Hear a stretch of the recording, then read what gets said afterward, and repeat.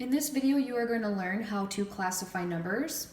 And in a previous video, I went through some vocabulary, so I'm just going to refresh you on some of that vocabulary that I had. So if you want to just take a quick second to review those, you can go ahead and hit the pause button. I also talked about this special display here, I call it my Venn diagram, I suppose, about the breakdown of real numbers. And what I want to do is write kind of this in another way, but maybe make it a little bit smaller to be a quick reminder for classifying these numbers here. So another way that I visually I'm such a visual person, visually I remember things, and so I wanted to write this out for you. I thought this might help. Okay, I'm actually gonna write it in a brighter color and then I'll show you in a second. So the smallest set of numbers is natural.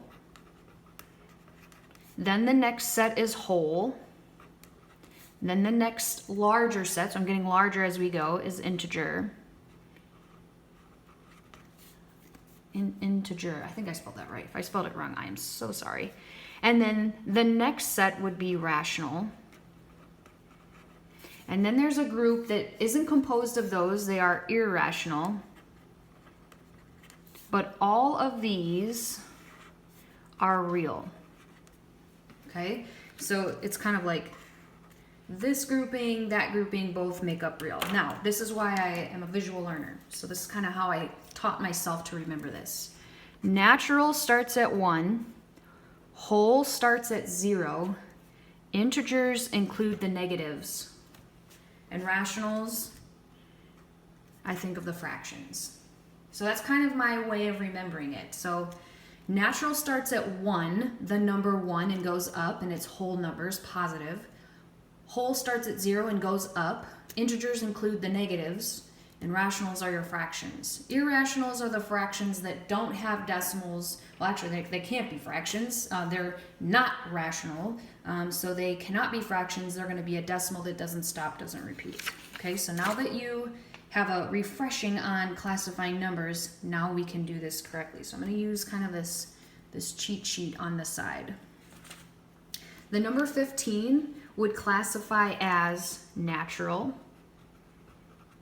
and whole and an integer and rational, and it is real. A natural number, based on my diagram, is also a part of whole, is also a part of integers, and is also a part of rational, which is a real number. And so any natural number is going to actually be all of these, because within rational you have a subset of integers, and a subset of integers is whole, and a subset of that is natural. So think, if you got natural, you have everything else. Or maybe you just kind of want to remember this. Natural is also a whole, is also an integer, is also rational, is also real. So it kind of goes down like this. If you classify a number as a natural, it's all the rest. If you classify a number as rational, it's also real. If you classify a whole, it's also all the rest. I. Do you see that I? There's one group of numbers that have the letter I, and those are imaginary. They are not real numbers. We're just going to introduce those in Algebra 1, but we're not really going to do much more than that, just introduce. Square root of 57. I highly recommend you get a calculator out. And what you're going to see with your calculator is this decimal does not stop, doesn't repeat, so this would be irrational, and it is also a real number. Because we know what it is. It's like, a decimal that we can understand and recognize. The next one here, negative. Anytime you see a negative underneath the square root, that means it's going to be imaginary. This decimal, unlike this decimal, it stops, which is going to be rational, because we can represent it as a fraction, and it is also real.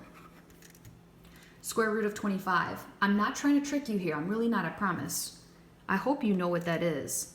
What number times itself is 25? This is the same as the number 5 simplified. And just like we had a positive whole here, it's going to be natural and whole and an integer and rational and real. Thanks for sticking with me.